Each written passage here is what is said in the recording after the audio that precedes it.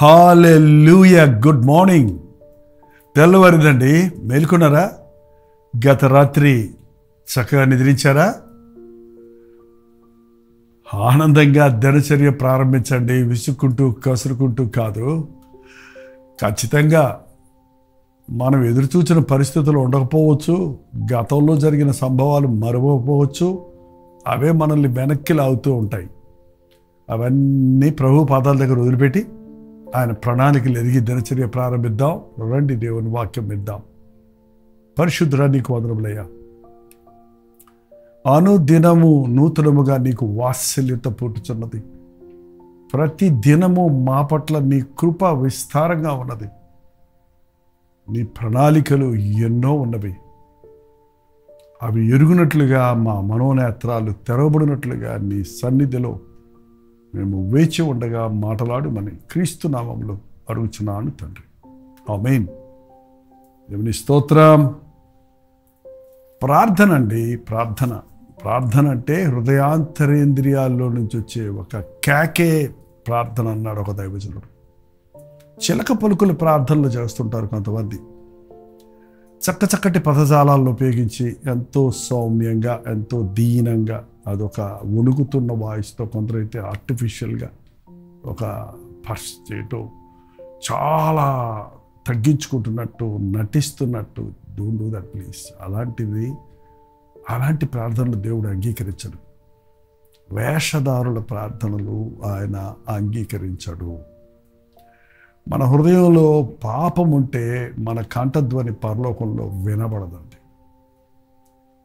ప్రార్థనలోనే పాపాన్ని నుంచి విడుదల పొందుతాం.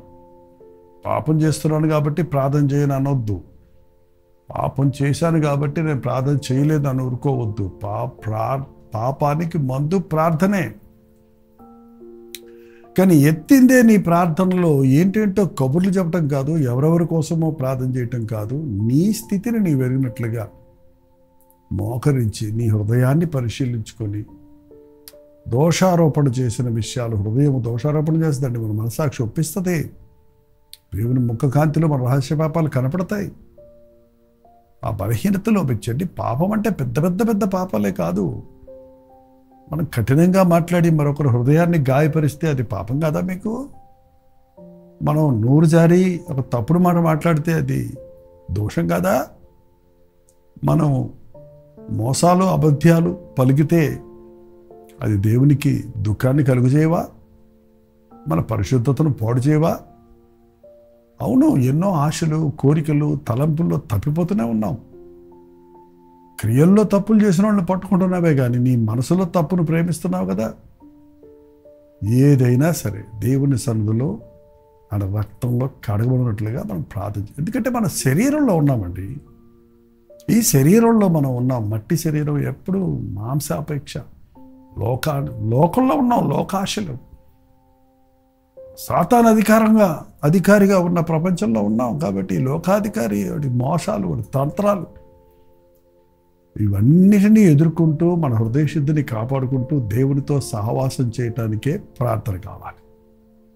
ఏంటండి, అందుకనే యేసు ప్రభువు ఈ లోకానికి వచ్చినప్పుడు, శరీరధారిగా ఉన్నప్పుడు ఆయన సేవ చేశాడు, దెయ్యాలు నల్లగొట్టాడు, బోధించాడు.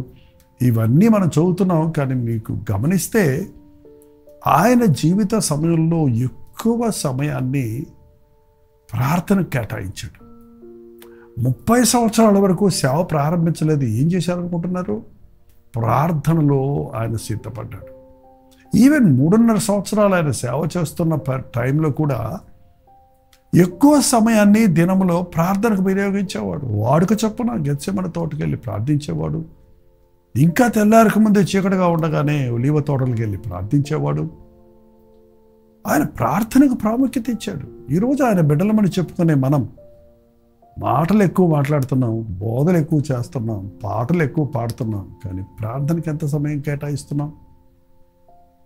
ప్రార్థన జీవితాన్ని కలిగిన వారు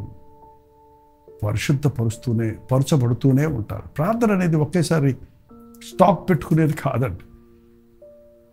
కొంతమంది బియ్యం కరువు వస్తుందంటే నెలకు సరిపడిన బియ్యం కొని పెట్టుకుంటారు. అట్లాగా ప్రార్థన ఒకరోజు చేసేసి వారం అంతటికి నెల అంతటికి చాలనుకుంటే కుదరదు. ప్రార్థన అనేది ఒక క్రమ పద్ధతిలో ఉండాలి. యేసు ప్రభు శరీరధారిగా ఉన్నప్పుడు ఏం చేశాడో చూడండి. హెబ్రీయులకు రాసిన పత్రిక 5వ అధ్యాయం 7వ వచనం. శరీరధారి అయిన దినములలో మహారోదనతోనూ కన్నీళ్లతోనూ తన్ను మరణము నుండి రక్షింపగలవానికి ప్రార్థనలు యాచనలు సమర్పించి భయభక్తులు కలిగి ఉన్నందున ఆయన అంగీకరించబడెను. శరీరధారి అయి ఉన్న దినముల్లో శరీరధారిగా యేసుప్రభు ఈ లోకంలోకి వచ్చాడు. ఎందుకంట దేవుడు ఆత్మ, దేవుడు ఆత్మస్వరూపి. మనం కూడా దేవుని యొక్క మహిమను పొందినప్పుడు మనం మహిమ శరీరాన్ని కలిగి ఉన్నాం. ఆదామవ్వల దోషం ద్వారా దేవుడు అనుగ్రహించు మహిమను పోగొట్టుకొని కేవలం రక్త మాంసాల్లో శరీరానుసారులుగా మారిపోయాం, మరణానికి పాత్రమయ్యాం. అందుకని మరణము యొక్క బలబలు గల వారిని అనగా అపవాదిని మరణము ద్వారా జయించుటకు ప్రభువు మన కొరకు రక్త మాంసాల్లో పాలిభాగస్తుడయ్యాడు. కాబట్టి ఆయన రక్త మాంసాల్లో పాలిభాగస్తుడిగా మానవుడిగా ఈ లోకంలోనికి వచ్చినప్పుడు, శరీరములోనికి వచ్చినప్పుడు ఆ దినములలో మహారోదనతోనూ కన్నీళ్లతోనూ ప్రార్థించాడట. మహారోదనతో ప్రార్థించాడు. ఎవరన్నా మనకి ఇష్టమైన వాళ్ళు మరణిస్తే భలే రోధిస్తాం.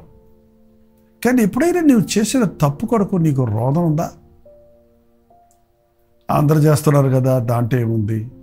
అతను తప్పు చేశాడు కదా, ఆమె తప్పు చేసింది కదా, వాళ్ళు అట్టన్నప్పుడు నేను ఎట్టంటే మాత్రం ఏంటండి? ఆకెళ్ళి ముళ్ళు మీద పడ్డా, ముళ్ళు వచ్చి ఆకు మీద పడ్డా ఆకే నష్టమట. అలాగూ మన మనస్సాక్షిని పాడు చేసుకోకుండా ఉండాలంటే అవతల వాడు ప్రవర్తించినట్టు మనం ప్రవర్తించకూడదు. వారు ఎన్నన్నా అనొచ్చు, ఏమన్నా అనొచ్చు, ఎలా అన్నా అనుకోవచ్చు. కానీ నువ్వు కూడా దెబ్బకు దెబ్బ, కంటికి కన్ను, పంటికి పన్ను అన్న పద్ధతిలో కాదు. నీవు నీ హృదయ శుద్ధిని కాపాడుకుని మౌనంగా ఉండటం నేర్చుకోవాలి.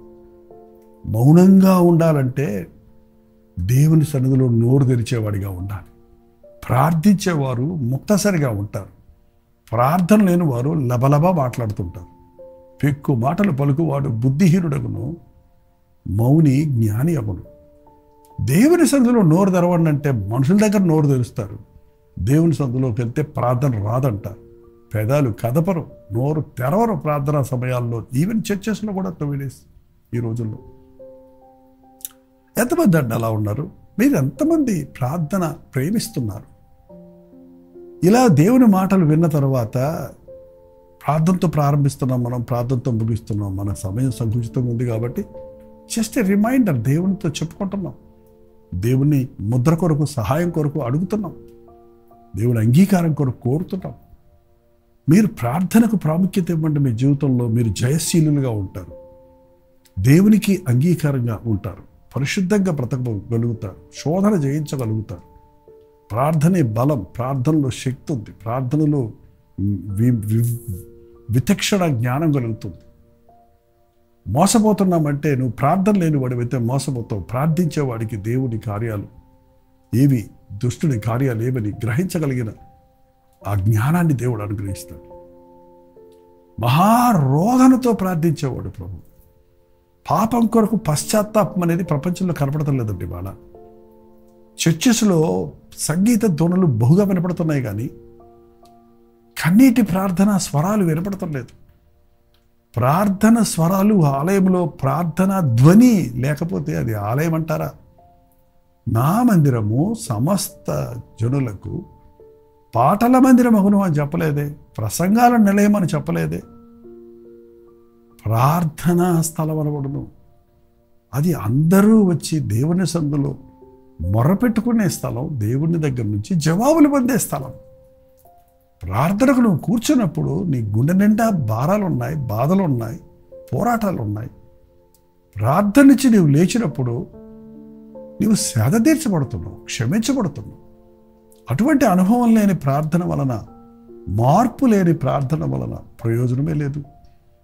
రోధిస్తున్నాడు, ఈ భారం నాలో నుండి తీసివేయి, ఈ పోరాటంలో నాకు సహాయం చేయి.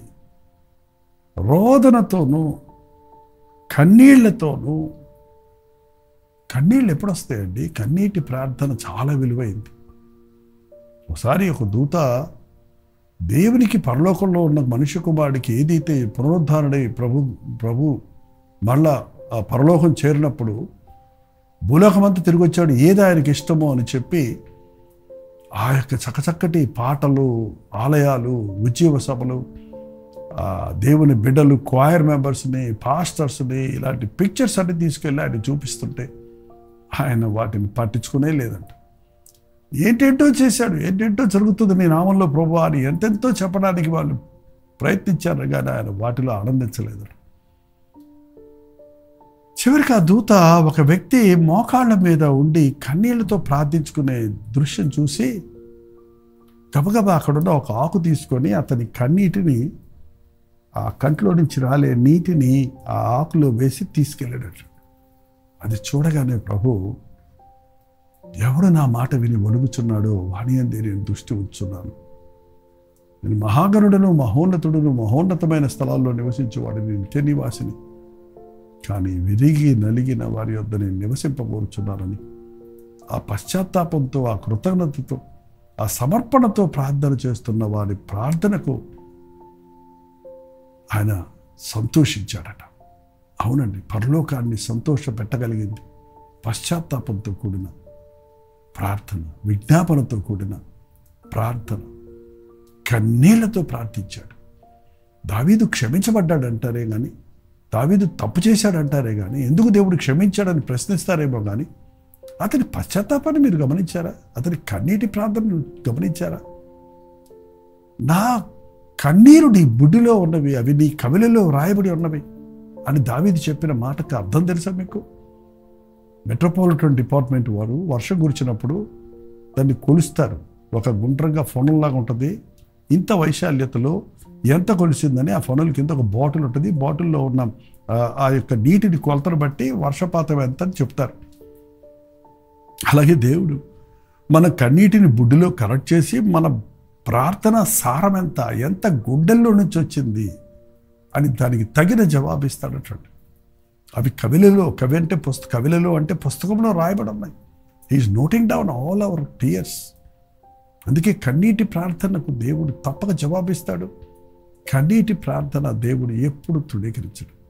పశ్చాత్తాపంతో కూడిన ప్రార్థన, విజ్ఞాపన, దేవుని దగ్గరికి వెళ్ళి డిమాండ్ చేయడం చెప్తున్నారు కొంతమంది సేవకులే ఈ రోజుల్లో. ఓకే, డిమాండ్ చేయవలసిన విషయాల్లో డిమాండ్ చేయొచ్చు, కానీ తప్పు చేసి నువ్వు దానికి ఒప్పుకోకుండా, పశ్చాత్తాపం లేకుండా నువ్వు ఏదో గొప్పగా దేవుడికి నాకు దేవుడి మీద అధికారం ఉందన్నట్టు, నేను బిడ్డను అన్నట్టుగా ప్రవర్తిస్తే, ఆనాడు అబ్రహాం ప్రార్థన చేసినప్పుడు దుమ్మిని ధూళిని మాటలాడుటకు తెగించుచున్నాను అని ఎందుకనగన్నాడండి? విశ్వాసమునకు పితరుడు, దేవుడి స్నేహితుడు ఎలా పోయి ప్రార్థిస్తున్నాడు, విజ్ఞాపన చేస్తున్నాడు లోతు కుటుంబం కొరకు. ఆ రోజు యోబు తన సహోదరుల నిమిత్తమై ప్రార్థించవలసి వచ్చినప్పుడు, ఇదిగో బూడిదలో కూర్చొని నన్ను నేను తగ్గించుకుంటున్నాను, దుమ్మునైన నేను అని దేవుని దగ్గర ఎంత తగ్గింపుతో ప్రార్థిస్తున్నాడు. ఇవాళ తగ్గింపు ప్రార్థన మనం నేర్చుకుంటేనే ఆధ్యాత్మిక బలాన్ని మనం పుంజుకుంటాం. యేసు ప్రభు శరీరధారి అయిన దినములను ఆయన కన్నీటితో ప్రార్థించాడు. తన్ను మరణం నుండి రక్షింపగల వారికి ప్రార్థనలు, యాచనలు సమర్పించి భయభక్తులు కలిగి ఉన్నందున అంగీకరించబడను. ఈ రోజు నుంచి మన ప్రార్థన హృదయాంతర్యంలో నుంచి పశ్చాత్తాపంతో రావటం. ప్రార్థన అంటే మన ఇష్టాన్ని దేవుడు చేయాలని చెప్పుకోవటం కాదు. దేవా, నీ ఇష్టం చేయటానికి నాకు సహాయం చేయని అడగటం. నా ఇష్టము కాదు, నా చిత్తము కాదు, నీ చిత్తమే జరగలేము అన్నదే నిజమైన ప్రార్థన. ప్రార్థన దేవుడి మనసును మార్చడానికి కాదు, మనం మార్పు చెందటానికి.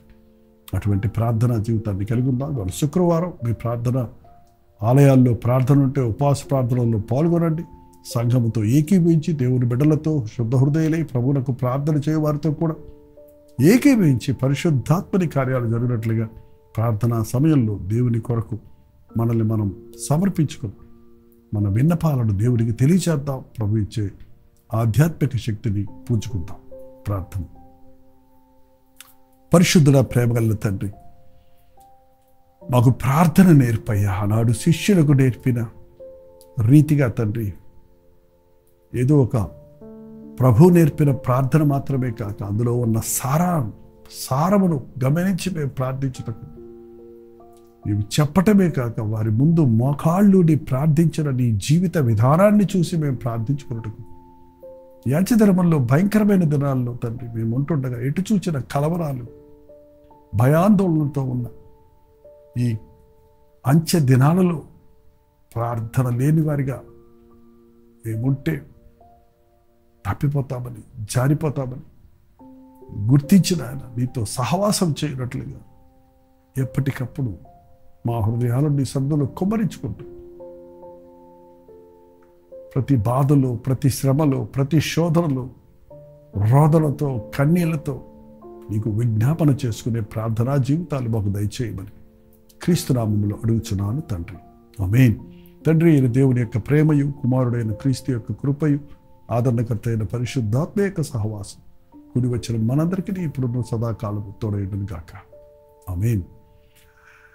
ప్రార్థించండి. అలాగే మీ ప్రార్థన అవసరాలు మాకు కూడా తెలియజేయండి. మేము కూడా మీకోసం ప్రార్థిస్తున్నాం. 9540 నెంబర్కి, లేకపోతే ఇతర దేశాల్లో ఉంటే 9100 నెంబర్కి మీ ప్రార్థన అవసరం తెలియజేస్తూ ఉండండి. మీరు ఎక్కడెక్కడ నుంచి చూస్తున్నారో అన్నది ఎప్పటికప్పుడు లైవ్ చాట్లో టైప్ చేయండి. లైక్ బటన్ ఒకటో, సబ్స్క్రైబ్ చేయటం, ఎవరికైనా షేర్ చేయటం కూడా మీ బాధ్యత అన్న విషయం గుర్తించండి. ప్రవచితమైతే రేపు ఉదయం 7 గంటలకి అనుదిన ధ్యానంలో మళ్ళీ కలుసుకుందాం. అంతవరకు దేవుని మహాకృప మీకు తోడేను గాక.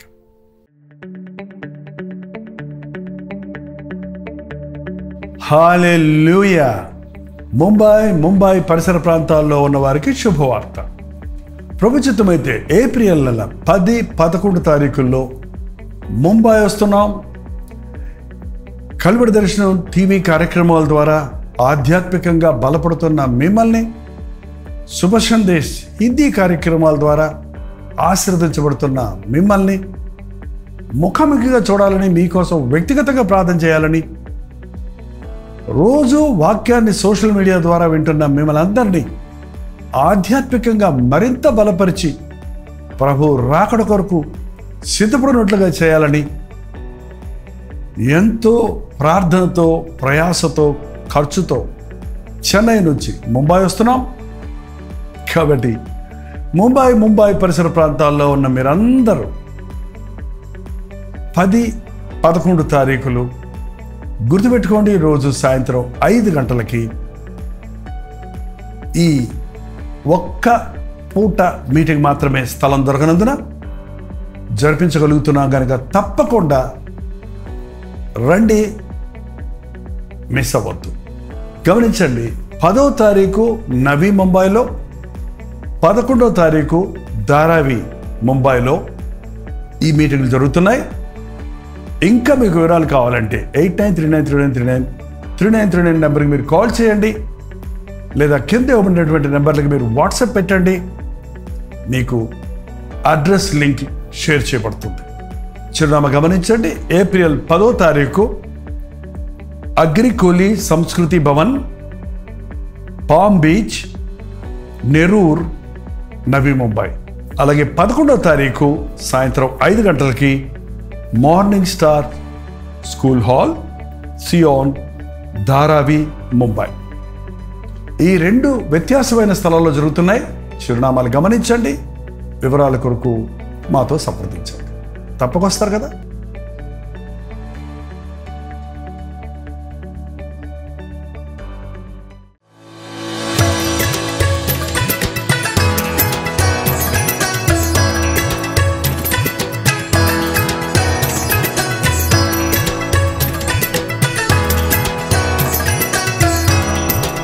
హల్లెలూయా. కలగట పరిసర ప్రాంతాల్లో ఉన్నవారికి, హౌరా ప్రాంతాల్లో ఉన్నవారికి శుభవార్త.